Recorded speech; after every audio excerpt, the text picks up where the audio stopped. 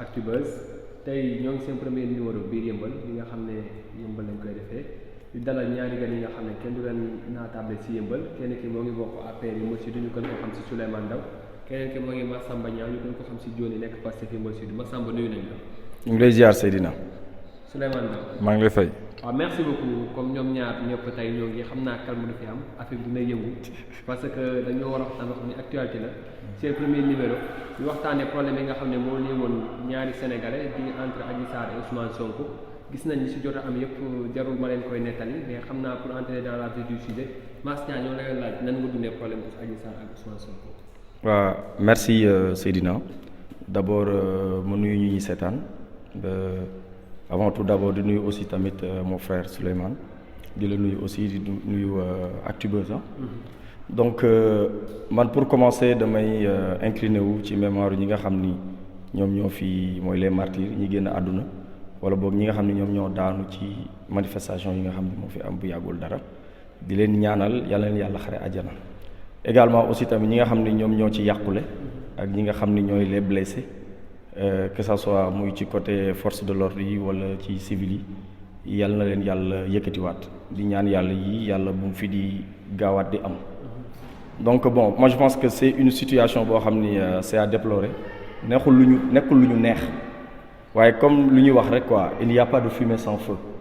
tey jii nii peut-être li ko attisé maanaam li nga xam ne nii tey jii nii moom moo indi problème boobu yooyu yëpp c'est que pour man benn constat bu amer la loo xam ne nii du ma ni sax comme par exemple le problème de Sonko moo tax tey jii nii dégâts yëpp am ci parce que on parle plus des conséquences mais pour man l'affaire Sonko et Adji Sarr c'est juste benn étincelle boo xam ne nii moo allumé le gaz et ça a éclaté tax tey jii nii boo gisee population bu mer jeunesse bu mer je pense que président de la République sax wax na ko que ni dégg na message yu ndaw ñi donc quelque part capté na message bi di wax ni comme par exemple population bu mer moo soulevé wu di marche ba li am ci mais souvent Sénégal benn problème la ñu am c'est-à-dire dañuy jàngat conséquence bi rek c'est-à-dire ay nit dee nañ ci saccagé nañ nangam yàqal nañ diw mais dañu wax lan moo les causes mooy lan tey jii ñi nga xam ne ñoom ñoo jiitu ñoom ñoo les gouvernants ñun ñi nga xam ne ñun la ñu jiite mooy les gouvernés et quelque part dafa am benn décalage bu am dafa am benn déphasage tey jii nii ce débat n'existe pas entre les gouvernants et les gouvernés et quelque part bu nit ni revendiquer soit sur Facebook wala mu toog néegam wala mu bëgg a marche ñu tere ko tey il suffit mu am benn affaire bu ndaw bu ko éclater rek et boum quoi. mais problème bi da nga ko jàppee en tant que ñaari Sénégalais jotee politique yëngu si ñu ñëw benn politicien nekk si ñu jàpp ni complot la d'après ñu bëri li ñu wax. waaw mais xam nga affaire bi lépp ci ay fait la rek quoi benn nit moo taxal benn nit ki ni dañ ma comploter. Et déjà. complot boobu en tant que cadre Pastef bu nekk Yeumbeul Sud gëm nga. non c'est-à-dire en fait lu factuel la quoi tey jii nii boo xoolee fait yi lu muy gën a dem rek ñuy gën a gis complot quoi et beneen bi mooy aussi tamit faut pas que ñu insulter sur nos intelligence quoi moi je peux pas comprendre au XXIe siècle ñu ni nit daf ma violer yor ay ñaari armes ba pare des viols répétitifs quoi pour man ça sonne mal à. si xale boo am 21 ans. non quel que soit alpha âge bi. mais nit boo ko violé benn yoon pour man boo ñëwaatee di ko violé pour man war na mën a alerter ay mbokkam donc quelque part dès le départ rek bi nit ñi waxee viol leneen lu fa mënti am mën naa ko bañ a xam mais bu ñu nee viol rek takk pour man nit ki war na réfléchir quoi xalaat xelam est-ce que carrément nit mën na la violer di indi ay armes ba pare des viols répétitifs pour man même Adji Sarr sax bu ñëwoon ci benn avocat wax ko avocat bi waroon na ko di ko stop waxal affaire yi nu mu demee quoi. mais pas ay viol répétitif wala yor ay armes et ce qui est pathétique mooy déjà nan ngay violer nit ni ko envoyé ko un SMS ni ko maa ngi ñëw violer la quoi quelque part donc pour man nekkatul viol. da nga jàpp ne si ginnaaw loolu si nekk. non c'est-à-dire au-delà du ma man je vais être concis quoi c'est un complot et chaque jour bu ñuy dem muy gën a feeñ parce que tey jii nii gis nañu comme par exemple ceux qui sortent des procès-verbaux gis nañ ko et que beneen bi aussi tamit au-delà des procès-verbaux beneen affaire bi may attirer ci attention wu gars yi mooy ce qui se passe récemment quoi avec gars bi nga xamoon ni moom moo yore dossier bi muy le capitaine Touré là ce qui se passe déjà loolu rek pour man day wanewaat leneen est-ce que comprendre nga et quelque part au-delà du viol li nga xam ni moom la ñu chargé le dossier pour narguer un peu la population rek pour man c'est un truc clair et net et aussi vice de forme yi nga xam ni moom moo am ci procédure bi wan na ne lii parce que pour man Sonko ak nu mu mel pour man on peut faire de la politique quoi mais pour man descendre aussi bas man quand je parle du viol pour dire la vérité damay am gàcce quoi parce que jàpp naa ne mënoon nañ sax ko wax leneen quoi au lieu de viol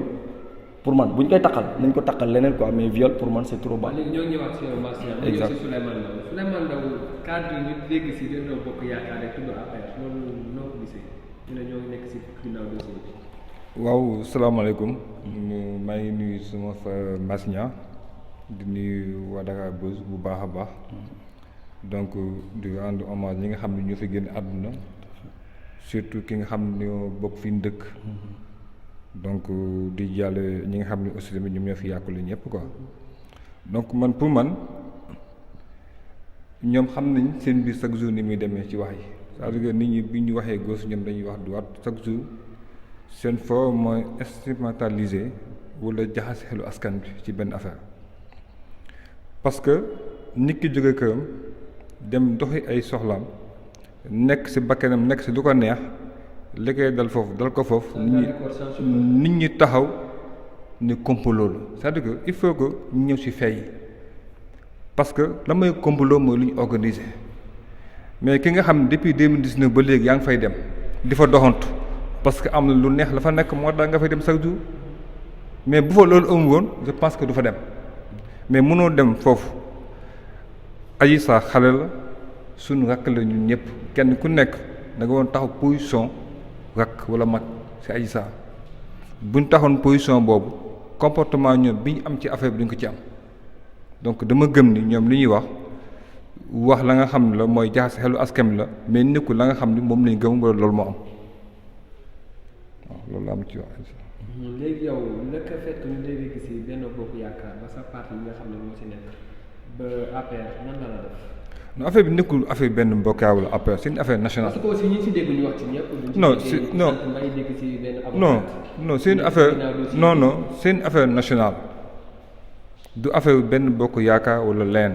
parce que ku bokk benn bokk yaakaar wala ku bokk APR nekku ci amul kenn ku ci nekk kiñ ciy tudd mbokkam nu yaayam moo yor benn mouvement bi bokk ci benn bokk yaakaar. donc ki ci nekk ki ñu ciy tudd parce que ñoom ñaata na lañ ci tudd nañ ci Yakham Mbaye tudd nañ ci ñeneen ak ñeneen si kan lay mujj c'est-à-dire que ñaata personne la ñuy tudd ñoom si complot bi c'est-à-dire ñoom xamuñu déjà ñoom fi ñuy taxaw c'est-à-dire que bëgg nañoo def ci bopp Sénégal lii complot la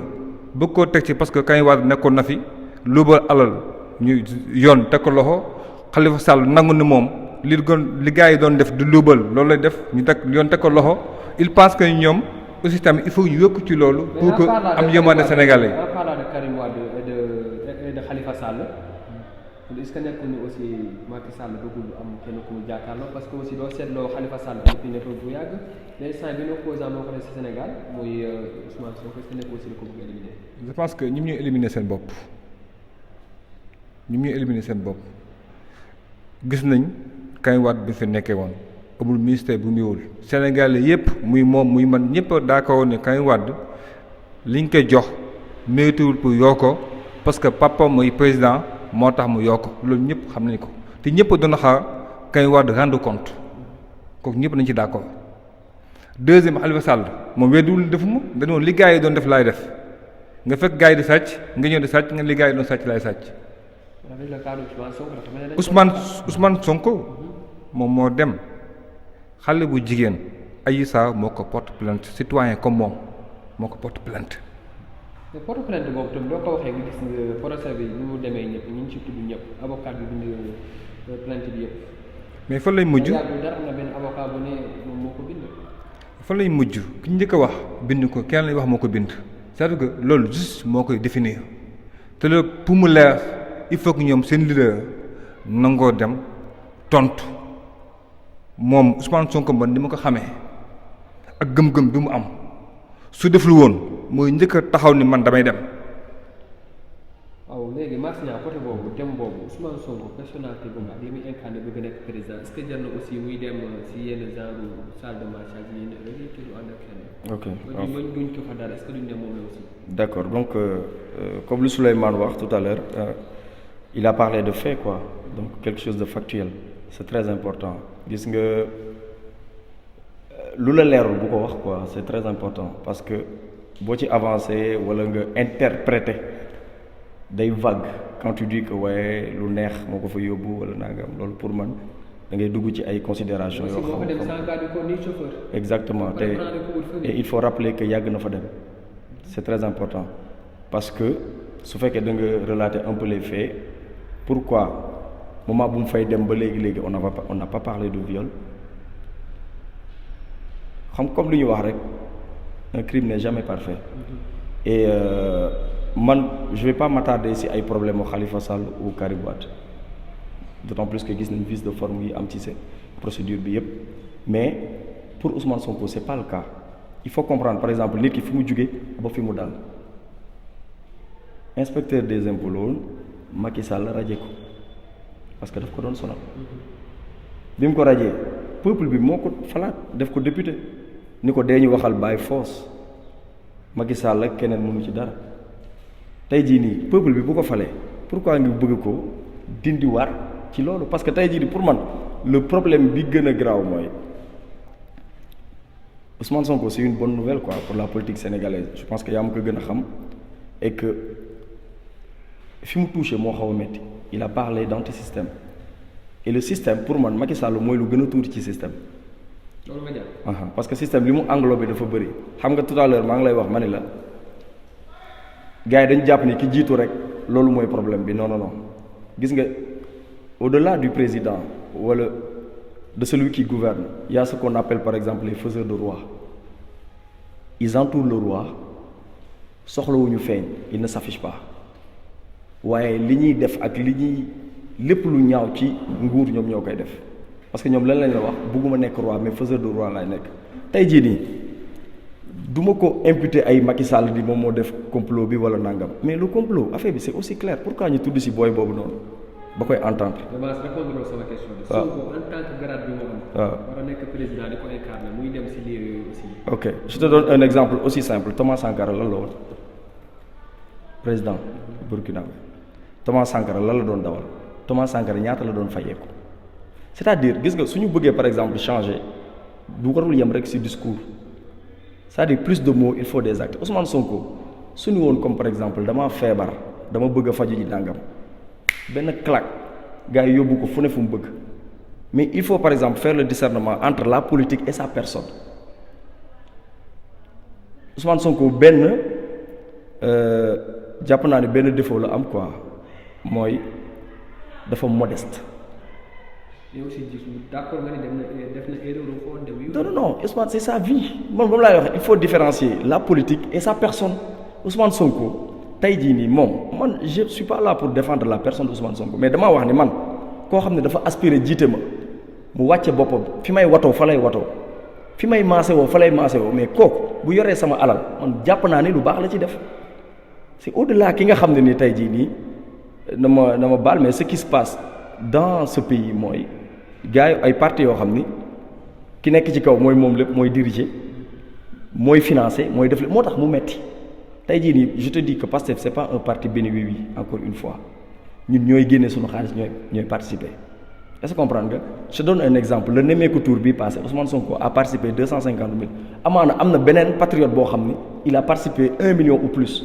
que Ousmane Sonko et encore une fois ce parti pour man il faut comprendre que il a chance pour Sénégal xam nga lu tax beneen discours la indi te tey jii nii ñi nga xam ne ñoo ñëw par exemple intégrer ce parti sont pas venus parce que dañ leen jox xaalis wala parce que dañ leen nax ba pare sànq tout à l'heure Souleymane mu ngi wax ni Ousmane Sonko mënul nax Sénégal gépp quoi pour man et aussi pour man loolu insulte la sax quoi nit ku jàng am master am nit ku jàng nekk docteur en temps te ñi composé Pastef wala les sympathisants pour man c'est la crème et à un moment donné ñooñu pour man Ousmane Sonko même bu dee am na ñu ciy nax mënul nax toute la population am na loo xam ne il faut que nga nangu ko ni lii moo am c'est une bonne nouvelle pour la démocratie sénégalaise c'est une bonne nouvelle pour la politique léegi pour man parler de ay aji Ousmane Sonko dem na fa waru fa dem loolu pour man procès d'opinion la yow bu la neexee nga ni waru fa dem man su ma neexee ma ni war na fa dem opinion la quoi donc encore une fois pour man idée bi nekkul foofu c'est-à-dire pour man sunu gouvernants yi ñoo wàcc et quelque part mbir mi li ma ci seet mooy dañu piétiner suñuy institution quoi lu toll ni ay gendarmerie ñu leen di désavouer ci yenn mbir lu toll ni comme par exemple ay like assemblée nationale gis nga il faut nga may ma tuuti ma wax tuuti ci assemblée nationale pour man assemblée nationale nekkul assemblée nationale du président de la république encore une fois tey jii nii la majorité comme lu ñu koy waxee tout à l'heure que ni c'est une majorité mécanique tey jii nii soxla ñu woon sax ñuy jaar comme par exemple assemblée pour lever immunité parlementaire Ousmane Sonko parce que c'était prévisible am ni gars yi dañ lay wax ni li Macky Sall wax laa wax et quelque part c'est dommage parce que tey jii nii man personnellement je me dis que beaucoup de députés xamuñu sax par exemple nan la ñuy voter benn loi notion de droit xamuñu ci dara et quelque part tey non et c'est dommage et c'est triste encore une fois pour dëkk boo xam ne par exemple les jeunes peinent à avoir des emplois ñu jël nit di ko fay ay 1 million nangam ak beaucoup d'avantages xamul sax lan moo ko war pour man c'est gravissime et quelque part loolu day soulever benn colère et pour man jàpp naa ni tey lu mel ni assemblée nationale amul par exemple député yi bon ni ñu ko falee reste à revoir mais tey bu loolu amee pour refaire wala pour nettoyer mën nañoo jël par exemple des étudiants en droit comme par exemple ku mel ni Souleymane wala keneen ak keneen toftal koog benn député xaaj salaire am jox ko booy bi mu koy jàngal et c'est très important. oui merci beaucoup léegi ñu ñëwaat foofu monsieur Ndao ñu ñëw si yow ñu waxtaan ñu daanale fii Massina jógale léegi assemblée nationale bu ñu waxee procédure bi mu jaaree Ousmane Sonko ba nu muy ñëwee palais de la justice droit yi est-ce que nekk nañ ko bokk nii daal di koy kii ko parce que. non xam nga ñoom li ñuy wax c'est-à-dire que lu leen débuté woon pour nax Sénégal yi ñëpp suivre nañ procédure yi nga xam ne moom la ñu commencé bu lever immunité parlementaire Ousmane Sonko lépp la ñu respecté su xoolee opposition bi ils ont participé ci commission yëpp la ñu participé ba plénière bi ñuy voté lañ génn pour jaar si xelu Sénégalais yi. mais avant plénière bi commission ad hoc bi ñu ko defee. non ñaar ñu nekk opposition bi ñu daal di démissionné mais bi ñu démissionné ko je pense que dañu ko reprendre. non démissionné taxul affaire bi arrêté parce que Assemblée nationale dafa am ay loi boppam nga démissionné bokk ci commission nga démissionné taxul affaire bi mën a continuer donc ñoom procédure yi nga xam ne war nañu ko respecter Assemblée nationale de A ba Z ils ont respecté ça. mais ngeen jaarale ko foofu sa jàppale ni yéen a am majorité aussi ngeen xam ne day yomb si yéen. non du question majorité c'est-à-dire que tey. parce que moom am na droit ñu woo ko ñu ne tant il levé immunité parlementaire. xam nga moom moo si làkkatu xam nga tey li ma wax sànq mooy ñëwaat moom gëm-gëm bi muy woote ak conscientiser bi muy jéem a def si xelu nit ñi ak man ni ma ko xamee ak ni ma koy dégloo bu amul woon lenn li mu reproché boppam du làkkatu si immunité parlementaire am bëgg démb si cas Bougazelli li mu wax ñëpp dégg nañ ko mooy nit ki woo def benn affaire pare ngay làkkatu si immunité parlementaire tey dafa ñëwaat chaque jour nit ñi dañuy gis ni wax bi muy wax tey suba wax boobu di ñëwaat ci moom nit ñëpp moom lañ gis Ousmane Sonko c'est-à-dire ay waxam jëwul dóor doom jëwul non ay wax Ousmane Sonko jëwul dóor sa doom c'est-à-dire parce que tey chaque jour day contredire boppam man su waxee benn affaire dama naan non jëwul xeex jëwul xuloo suba dina waxaat contraire parce que genre nit boobu la. mais léegi immunité parlementaire levé nañ ko bu ko levé juge du huitième cabinet convoqué na ko mais est-ce que Sénégal li am na droit di jaar fenn ñu ne la doo fa jaar ba nañ koy jàppee. xam nga tey tali bi gendarme moo fa nekk wala policier moo fa nekk tey boo ñëwee mun la no jàdd na le parce que xam nga lu tax mën a jàdd na le. mais trois fois boo jógee cité kër góor gi ñu ko naan jàdd muy jàdd ba desul mu war a jaar yoon université ñu ne doo fa jaar. xam nga si manipulation la bokk yow boo doo jógee cité kër góor gi ñu ba autre que Atepa corniche bi 10 minutes 10 mètres de corniche bi nga bëgg wàññeekuwaat ngeen da ngay jaar université hôpital Fann mu nga fa Abbas Ndao mu nga fa nit ñaa ngi dox seen occupation. c'est-à-dire ay nerf yi ñoo ko taxaw. non xam nga loolu. te nerf yi mu wax noonu après nañ leen gis. non xam nga loolu ay wax yaa nga xam ne man gëmma ko. gëmmoo nerf yi. non gëmma man honnêtement gëmma loolu. non gëmma loolu c'est-à-dire tey moom su bëggoon wuyu ci dina dem wuyu ci parce que nit dañu la convoqué 9h nga tëdd sa kër ba 9h mooy 10 bëgg a jaar fa nga xam ne tey doo yegg corniche bi tey du fa def 10 minutes pour mu yegg ay avocat am dégg nga lu ñu wax ñu ngi woon tribunal di ko xaar ils sont obligés jóge tribunal ñu waat fekk fa pour négocier pour mën dem c'est-à-dire que loolu tactique am la parce que xam na la ko fa fekk Ousmane Sonko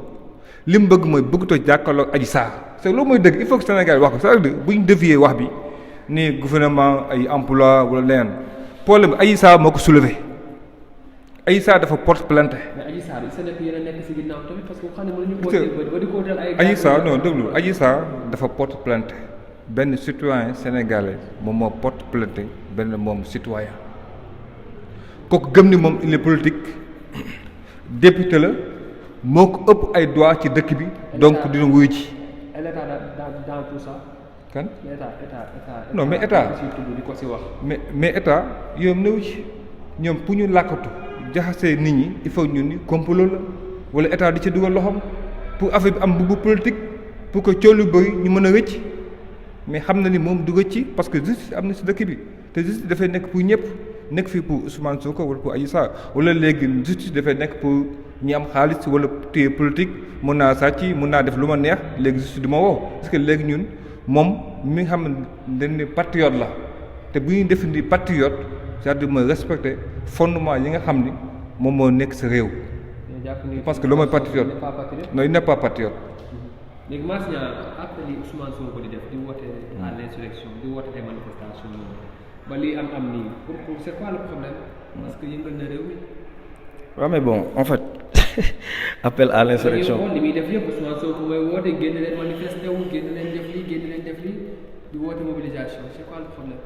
waaw mais fitna la bëgg indi si dëkk bi. non même pas fitna sax quoi comme Souleymane wax tout à l'heure que mooy ce discours déjà vu là ce discours bi nga xam ne day wàcc ci kaw jóge ci suuf même hier maa ngi seetaan benn émission waa ji li ngay wax nii moom lay wax quoi c'est-à-dire c'est comme si on vous a écrit un truc vous le répétez quoi et c'est dommage en fait. et que li gën a grave mooy comme par exemple pour man affaire bi si suuf la war a jóge dem ci kaw comme les anglais di wax from the bottom to the up c'est-à-dire gis nga cette jeunesse là normalement soo gisee li am mooy cette jeunesse dafa raw ñi nga xam ne ñoo ñuy gouverner. mais da ngay répondre sama question. je reviens à ça foofu laay ñëw parce que. non c'est que xam nga ñoom. non appel à l'insurrection j'en viens appel à l'insurrection bi ngay wax nii gisuma appel à l'insurrection quoi parce que xamul tax manifester c'est un droit résister c'est un droit gis nga un peuple oppressé moo demee nii gis nga nit bu ñu la nootee ba sës la ci miir am nga droit génn comme li may wax rek am na ñu ko fi defoon nit ñi génn ñu la question qu'on doit se poser pourquoi ñu def ko Ousmane Sonko nit ñi génn. Maintenant si vous avez la réponse non mais c'est mooy li ma la wax c'est parce que Ousmane Sonko dafa ñëw taal xel yi. Vous êtes d'accord ne Ousmane Sonko dafa ñëw taal xel yi. parce que non xam nga ñoom duñ dugg au fond du sujet chaque jour dañuy daw. c'est quoi le fond. loolu laay wax gis nga tey il faut que nit ñi waxante dëgg c'est-à-dire que bu ñu nee non Ousmane Sonko ñu noo conscientiser nit ñi man damay reetaan quoi. Ousmane Sonko man li ma xamee day conscientiser non conscientiser nit ñi parce que xam nga quelqu'un nga xam ni xam nga dañoo toll moom ba xam ni am na benn partie nit ñi nga xam ni day dénoncer c'est-à-dire du indi solution c'est-à-dire que day dénoncer chaque jour day dénoncer lii mais Ousmane Sonko mosul leen toog mun di wax ay solution qui a écrit un livre non mais ku bind livre kay wax na solution quand même. bind livre ak solution. non mais pour un intellectuel tu dis bind livre. moom la nit ñi xam nga tey mën nga toog bind lettre bu man ay affaire poésie la bind quoi ay lettres poésie pour man loolu laa gëm mais bindu la nga xam tey mën na développer Sénégal c'est ma conviction personnelle bu ma am. ay waxul mais ku bëgg a nekk président de la République ñëw troisième aux élections nga ne mënul nekk. mais Ousmane Sonko son comportement il n'est pas mature pour être un président maturité boobu. ni muy comporté wu nii yow nga toog nga damay xëccoo réew nga toog nit ñi ne kaay dem ngeen yàqi ñëpp dégg nañu ko mun ni ñëpp génn. monsieur Niang vous confirmez ça. non donc c'est-à-dire que question confirmée. non moi je dis que Souleymane. moi je pense que Sénégal yi non lu mu wax la ñëpp dégg nañu Ousmane Sonko mu def point de presse ne man du ma wuyu di justice. parce que levé wuñu immunité parlementaire. du ma wuyu justice. parce que levé wuñu immunité ñu levé immunité parlementaire am. parce que dafa jàpp nit ñi di négocier c'est-à-dire que wóor may sax nit ñi di négocier ak moom. parce que nit day am kaddu. nit boo toogee woo média yëpp comme moom dafa bëgg média il pense que tant que waxul ak média bi vraiment xelam dalul mu woo média bi yëpp ne leen du ma dem gars yi respecté procédure yëpp parce que moment boobu moo ngi préparé di conscientiser nit ñi pour dugal leen ni affaire bi complot la moment boobu ñu ngi ni Yakham Mbaye la teg gauche teg droite ak coow li am gis nañ ni moom nekkul chaque fois mu respecté ay kàddoom ñii gis nañ loolu bi ñu levé immunité parlementaire yi wur woon xaar ñu koy conseillé ba ay sëñ wala ñeneen ñëw naan ko noo demal parce que moo taxaw wax Sénégal yi man damay dem. waaw moo ne 10 heures bi ñu ko levé 9 heures ba pare nga taxaw di négocier ba pare mu woon nit ñi askan bi motel combat gën leen ngeen yàq c'est-à-dire que tey gën leen ngeen yàq c'est-à-dire que tey ku nekkoon patriote ànd ak moom jour da nga woon démissionné. non c'est ma commission non Mass je connais Mass il n'est pas violent te du yàq. non pourtant day yàq parce que. non moom non moi je non parce que moom non moi je connais son philosophie du yàq du sant ku yàq.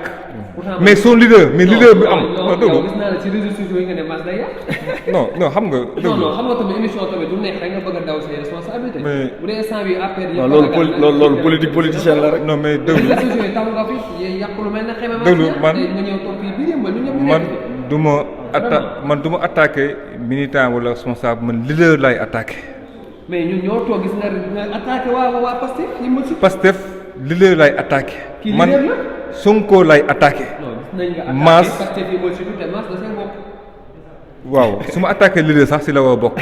waxuma daal nag kii wu Yeumbeul Sud pour wax ni tey Ousmane Sonko mooy bu fi enjeu bi parce que tey boo amee tey ñi nga xam tey génn ci àdduna ak ñi perte seen liggéey c'est-à-dire que wooteem boobu mu woote moo ko indi parce que bëggul jàmm. mais aussi est-ce que président war naa xaar ba Ousmane Sonko nga ne bëggul jàmm woote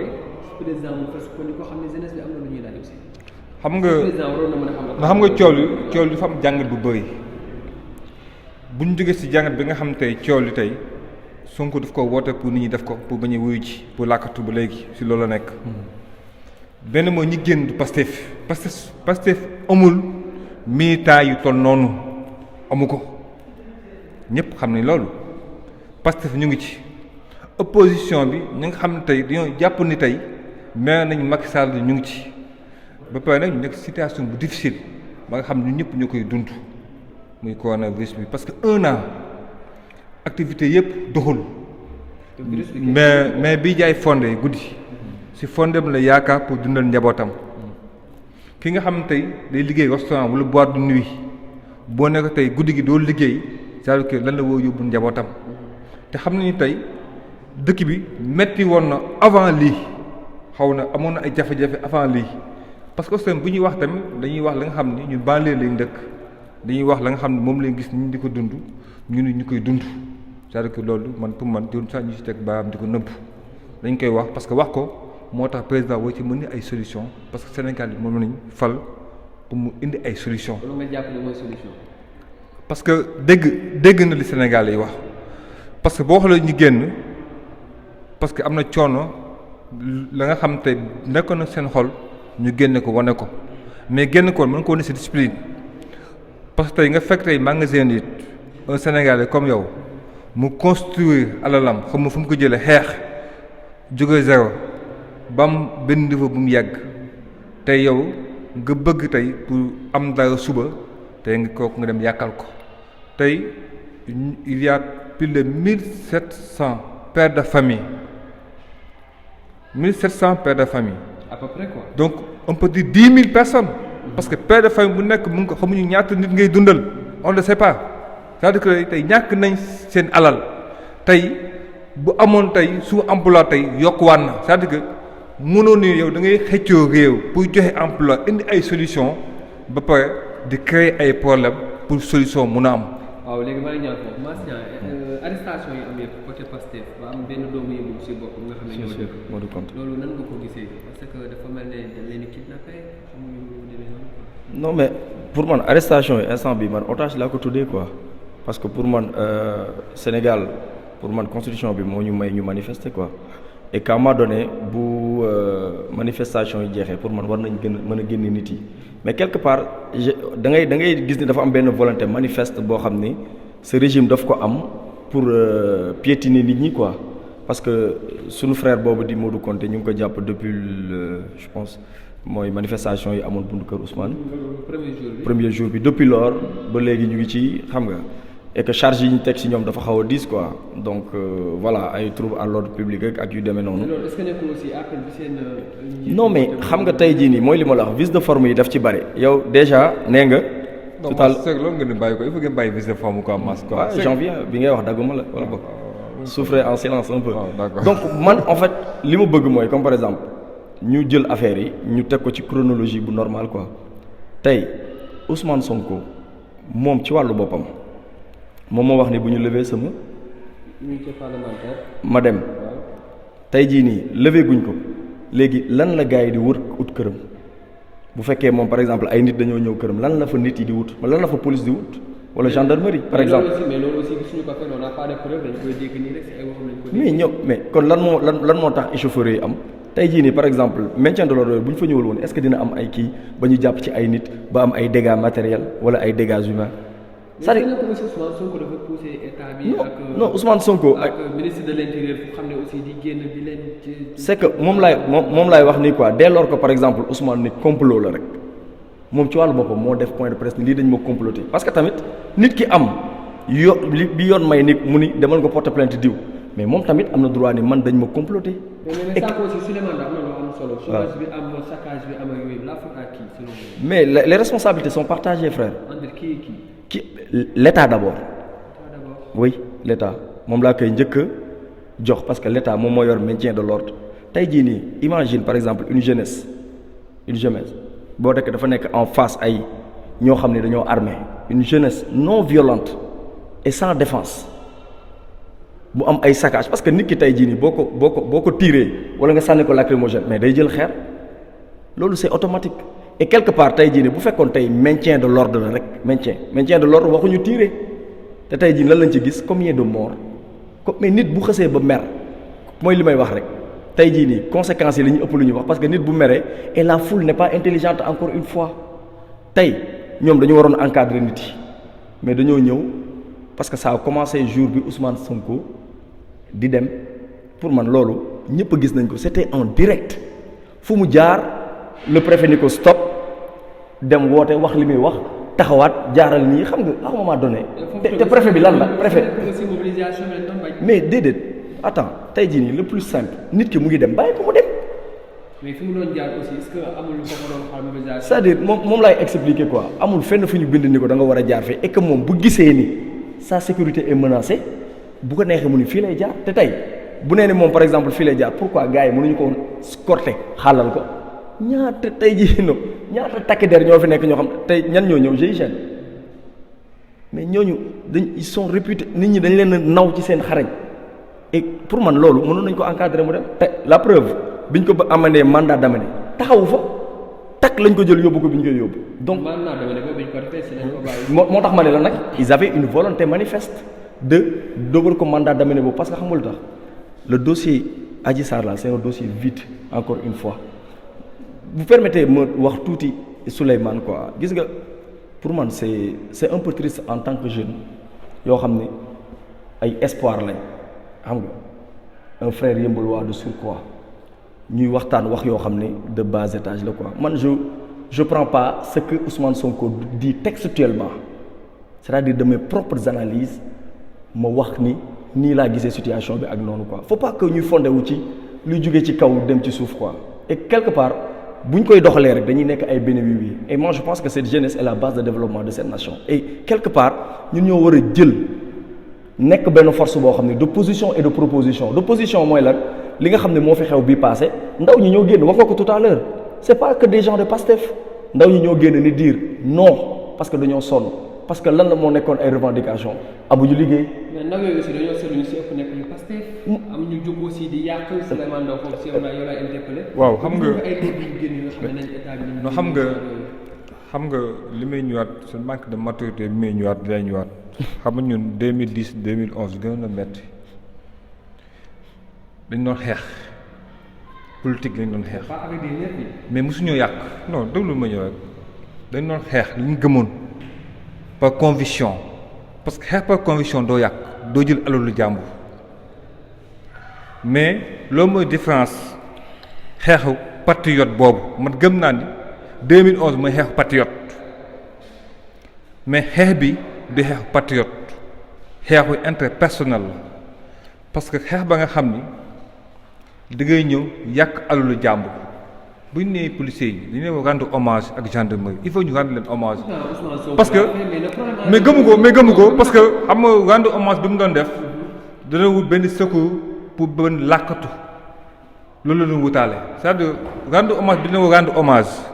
ñëpp seetaan nañ gis nañ vidéo baa ñu seetaan télé manifestation yi ñu doon def police sax du fa nekk dugg ci station Total dugg ci Auchan gisu fa gendarmerie gisu fa police. mais loolu non déglu non bàyyi ma ko ne non bàyyi ma ko ne c'est-à-dire que loolu du manifestation loolu affaire yàq la te nit mun nga xeex li nga gëm te doo yàq sa alalu nawle loolu mooy nit ku am conviction ak un vrai patriote mooy xeex li nga xam ni doo sa yu fi yàmm si yoon nekku ci. mais loolu tamit est-ce que nekkul jeunesse bi dañu doon lancer benn message. léegi dama koy bëgg a laaj benn question dama ko bëgg a laaj benn question Souleymane léegi ce qui se passe par exemple avec les gilets jaunes Champs-Élysées lan la. très bien saccage yi nga gis foofu. xam nga gilet jaune bokkul. xam nga gilet jaune. damaa bëgg doo teggee dara teg fa dara li nga wax tontu ko. xam nga nekkul mooy pose question yaay pose question. c'est juste dama non donc xam nga nekkul mooy pose question yaay pose question c'est-à-dire que d'accord nañ gilet jaune na dem parce que ñoom am na leen métti parce que am na ay revendications yi xam ne ñoom am nañ ko ils l'ont fait mais c'est un pays développé ñun nous sommes dans un pays sous-développé ba nga xam ne dañoo nekk ci ay tolof c'est-à-dire que tey sa pays tey sa dëkk parce que yàq-yàq bii ñu am tey day yàq garantie bi nga xam ne Sénégal amoon nañ ko pour mën a dem wuti xaalis c'est-à-dire que dafa bëgg ay conséquences tey taux bi nga xam ne tey sa dëkk bu stable boo dem di wut xaalis taux bi nga xam ne moom la ñu war a jox xaalis day wàññeeku mais bu nekkee ci fitna sa taux day yokk c'est-à-dire kon loolu ñun ñooy gën di dee ñooy gën di sonn nga nit si te boo aspirer diriger dëkk fi nga bëgg a toog doo ko yàq fi nga bëgg a toog siège bi nga bëgg a toog boo ko ñaaw bu dee bëgg nga toog foofu tey bëgg na suba dafa bëgg nekk président mais day woote chaque fois li fragiliser suñu institution parce que Macky Sall moo nekk président 3 4 day dem kooku su alpha day dem keneen mooy ñëw mais ñun les politiques comme ni mu ko waxee jeunes ay jeunes lañ ñoo def politique foofu la ñuy xaare mooy li nga xam ñun ñëpp ñoo ko bokk muy institution Sénégal te bi ñu nee manifester dañoo génn drapeau Sénégal génnuñu Sénégal parce que ay Sénégal lañ drapeau Sénégal lañ yor di woy hymne national di woy hymne national c'est-à-dire que di woy hymne national war na ñun ay Sénégal lañ. benn jeune yow drapeau national ñu tiré ko. dañu gis ni image leer waa. mais xam nga tey police. du am seen maintien de l'ordre tey kenn bëggul tey manifestation yi mu am ko ci gaañu kenn bëggu ko ñun ñëpp dañ koy déplorer parce que ñëpp ay doomu aadama lañ ay xarit lañ ay mbokk lañ kenn loolu moom kenn bëggu ko te ñëpp la metti mais lépp loo gis dina am lu ci wax lépp loo gis rek dina am ñu baax ñu ci nekk dina am ñu baax ñu bon ñu ci nekk loolu mooy conséquences yi moo tax. foofu Ousmane Sonko wu foon yóbbu nit ñi te moo fa yóbbu Sénégal moo fa yóbbu ñenn ñi boo nekkee kilifa na ngay apaiser c'est une affaire privée c'est pas une affaire politique. tey bu doon dañ ko dénk benn affaire ñu jiiñ ko ba ci leneen ay militants mën nañu dem mais une affaire privée la nga xam tey c'est un problème personnel uniquement personnel nga bëgg jël loolu yëpp bëgg jël askan bi yëpp bëgg leen xeexloo te yow doo xeex tey wax ji bëri mais waa Pastef ñu bëri xeexuñu sur le terrain. ñooñu nga jàpp ne ñoo doon xeex. jàpp naa ni ñeneen ñi nga xam ne comprendre les jeux politiques ñoo doon xeex. xamuñu sax Ousmane Sonko tey da ngay seetaan benn vidéo mun la affaire bi nu mu demee te pourtant dafa dem xeex. moo tax li ma waxoon sànq mooy day ñëwaat mooy emploi jeune parce que président war na ci mën a gën a góorgóorlu tamit wana gën a teg ay mécanisme mu gaaw c'est-à-dire que fi ñu toll affaire dafa gaaw am na lu mu def 2012 2020 2019 am na lu am solo lu mu def ci wàllu emploi parce que li mu fekk dafa jafe il faut que tamit ñu ñëwaat ci loolu parce que dafa fekk. loolu après nañ ci ñëw parce que foofu dafa duggee la ci benn aspect réalisation président. non du réalisation non du réalisation c'est que conséquence bi indi lii yëpp loolu laay wax. waaw mais ñun ñëw Ousmane Sonko dina si kii incha allah loolu xam naa Mass Niang peut être développé mais pour aller plus vite Mass Niang instant bi discours bi président Ousmane Sonko def ak Macky Sall nan nga ko gisee. Ouais, mais d'abord ça va dafa am lu ma interpellé parce que tamit moom personnellement je vous dis que il est en train de def benn discours boo xam ne nii l'avocat du diable gis nga boo bëggee def avocat du diable tu souffres frère parce que ça se voit que les mots ont du mal à sortir c'est difficile quoi man en fait ce que je veux mooy comme par exemple mu nekk benn adversité bu saine ce qu'on dit que ça soit mu nekk lu carré loo xam ne lu vérifiable soo demee di nga fekk ko ci table bi quoi. mais répondez à ma question. maa ngi ñëw sama sànq dafa am lu mu wax ci Ousmane Sonko ma ne ko gis nga cause bi yëpp xam nga lan sànq maanaa la wax naa la violence verbale Macky Sall dafa am benn discours bu mu doon def gars yi laaj ko ñiy marche xam nga lan la wax nee na du xàmmeewul ku sol lu xonk peut-être mesuré wu ko quoi. tey jii nii loolu moo indi affaire yi gis nga la violence verbale conduit à la violence physique tey jii nii nga ne Ousmane Sonko discours bu mu def moom Macky Sall pour man c'est un discours responsable. de la part de qui ñoom ñaar ñëpp wala Ousmane Sonko a fait un discours responsable. le président. également mais avec des réserves pourquoi avec des réserves parce que mënuma d'accord président wax li mu wax ni dégg naa le message et derrière on traque les jeunes yi nga xam ni ñoo doon def manifestation c'est grave beneen bi mooy aussi tamit. Ses alliés sortent gën a enfoncer affaire bi ils mettent de l'huile ci tàkk-tàkk bi donc quelque part y a paradoxe da nga naan mais président dafa wax nii rek après bàyyi gars yi joxal gars yi bu ñu toogee par exemple ci plateau yi tu te dis mais bon sang ñii est-ce que dégg nañ le message bi ndaw ñi joxe Sénégal moo am jeunesse boo xam ni musul violent benn tey jii nii lañ nga gis marche au Sénégal kese jeunes yi dem ba jekku sax. maintien de l'ordre yi encadré leen ñu dem wala ñu leen di bay ndox ñuy naan bu doon yeneen réew yeeg yooyu noonu ay dañ leen di lakk ak yu demee noonu donc encore une fois soyons plus responsables quoi nañu am preuve de bravoure en tant que jeune jël sa responsabilité wax ni lii ak lii laa xalaat sa leader bu nekkul sax ci yoon neel nekkul ci yoon quoi c'est-à-dire il va falloir que loolu tey jii di ñu essayer ko cultiver encore une fois man débat yooyu laay bëgg quoi bëgguma sax des fois di wàcc ces débats de bas étage là ay viol Adji Sarr parce que gis nga Adji Sarr as lëf la ci problème mu Sénégal wolof laa la wax